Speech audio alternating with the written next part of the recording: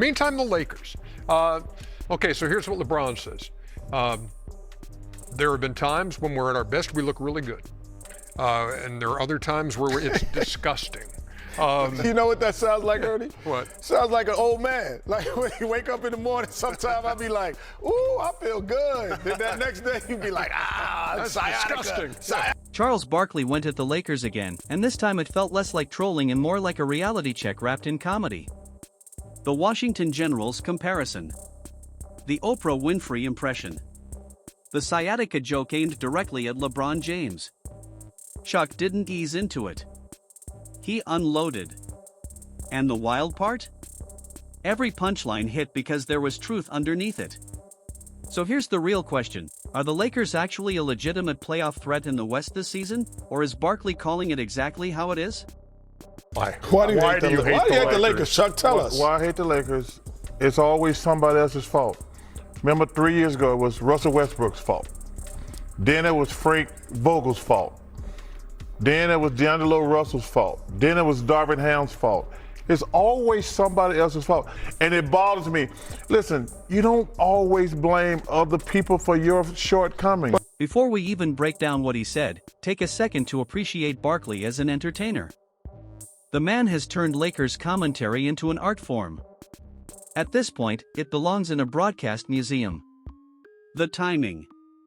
The delivery. The way he builds a joke and then lands it with a straight face, it's elite-level television.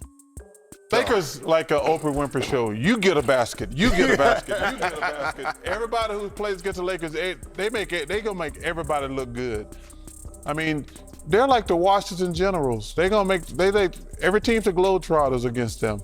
I mean, and we can keep sugarcoating it, and I know they gonna make us talk about the Lakers. The Lakers are a mediocre team. If you've watched Inside the NBA for any amount of time, you already know the Lakers are Chuck's favorite subject. Not because he loves them, but because they keep giving him material. Year after year, season after season, they provide just enough chaos, inconsistency, and drama for him to cook up another unforgettable segment.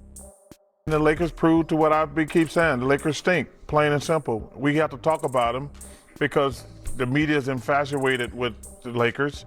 But the Lakers are not a good team. They got zero athletic ability. They got a good shot every time. The Lakers could never keep them in front of them. This was a coaching masterpiece by Jason Kidd because there's no way that team that the Mavs put out there, especially one winning by 20, basically. The latest episode gave him fresh ammunition. It started with LeBron's own words. LeBron admitted there are stretches where the Lakers look really good, and other stretches where they look disgusting. His word, not anyone else's. Think about that. A 40-plus-year-old superstar describing his own team as disgusting in a press conference. That's either brutal honesty or a subtle SOS. Barkley heard that quote and instantly flipped it into comedy gold. He just described who he should be and who the team should be based on what their personnel is at that time. They are old in certain parts. They don't have perimeter. Wait, he's the only one old. But they don't have perimeter defense. Young at the perimeter. So now there's no resistance for guys that get downhill. Yes. And I think that is the biggest thing. You know, yes, they don't have a great shot blockers, but they have shot block ability. But they do not have resistance at the 1, 2, and 3 position. And that is indicative of why they play like that. Chuck said it sounded like an old man waking up in the morning. One day you feel amazing, everything's working, you're moving smooth, you've got energy. The next day? The sciatica is flaring up and nothing cooperates. The studio lost it. But here's why it landed. It wasn't just a joke.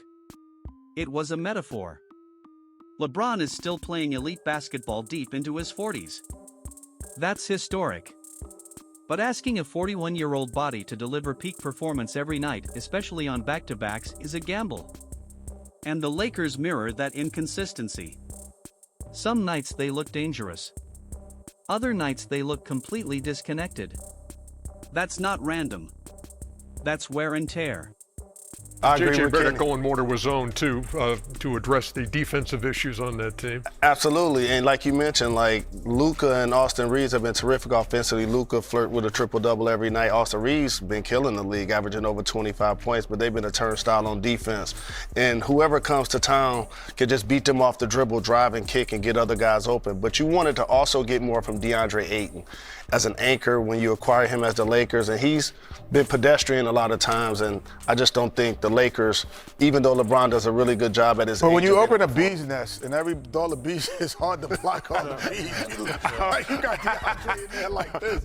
Like, come on, it's like you gotta have. Underneath the comedy, there was real basketball analysis, and it mattered. The Lakers' biggest issue isn't effort. It's structure. They simply don't have consistent perimeter defenders at the 1, 2, and 3 spots who can stop downhill attacks. When guards and wings get into the paint untouched, everything collapses behind them. That's where the DeAndre Ayton experiment comes in. The expectation was that Ayton would be the defensive anchor, the paint protector who erases mistakes and discourages drives. Instead, he's been average. Not disastrous. But not transformative either. When your perimeter defense leaks, your big man ends up trying to block multiple drivers in rotation. It's like opening a bee's nest. Once they're all buzzing in the paint at the same time, even elite rim protectors struggle. The math doesn't work. Rotations get late. Shooters get open.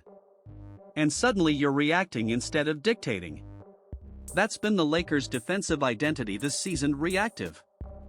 They gonna make us talk about the Lakers. The Lakers are a mediocre team. Now they got some really good teams in the West that we should be talking about, because I'm starting to get on this San Antonio bandwagon right now. Obviously we got OKC and Denver, we got Houston, but man, them Spurs, they're knocking on that door. Offensively, though, that's a different story. Luka Dončić and Austin Reaves have been outstanding. Luka flirts with triple-doubles like it's routine. Reaves has elevated into a 25-plus point per game scorer and one of the most reliable offensive weapons in the Western Conference. The Lakers can score with almost anyone. On any given night, they have enough firepower to outgun elite teams. That's why this debate isn't simple. They're not hopeless. They're just inconsistent. And that's what makes Barkley's commentary sting a little more. Because hidden inside the jokes is a real question. Are the Lakers a dangerous playoff team waiting to click at the right time? Or are they exactly what Chuck describes, a team that feels great one morning and can barely move the next? In the West right now, the Lakers, and for the 11th time this season, expected to have LeBron and Austin Reaves and Luka Dončić together on the floor. You get a basket. Which has been a rarity. what you want to do, what you want to do. Then came the moment that took the entire segment to another level, the Oprah impression. You get a basket. You get a basket. Everybody gets a basket. When Charles Barkley delivered that line, it wasn't just a joke. It was a visual. It perfectly captured how the Lakers' defense feels right now. Teams don't have to fight for their points. They don't have to grind possessions. They don't have to execute complicated sets. They simply attack the perimeter, drive downhill, and score. It feels like a giveaway show. Like points are being handed out one by one to whoever shows up. And that's why the joke worked so well. It wasn't random humor. It was a mirror. Then Barkley went even further with the Washington Generals comparison. For those who don't know, the Washington Generals are the team that plays the Harlem Globetrotters, and their role is to lose. They exist to make the entertainment look spectacular. They are the foil. The setup. The team that gets beaten night after night. When Barkley compared the Los Angeles Lakers to the Generals, the audience laughed, but it was nervous laughter. Because the implication was clear. Every team that plays the Lakers gets to look like the Globetrotters. Every guard gets confidence. Every wing gets rhythm. Every opponent leaves with a highlight reel. And that comparison stings because of what the Lakers represent historically: championships, legends, dominance.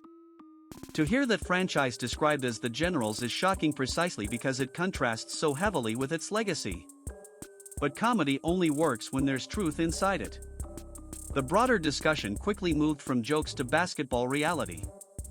The Western Conference is not soft this season. It is loaded.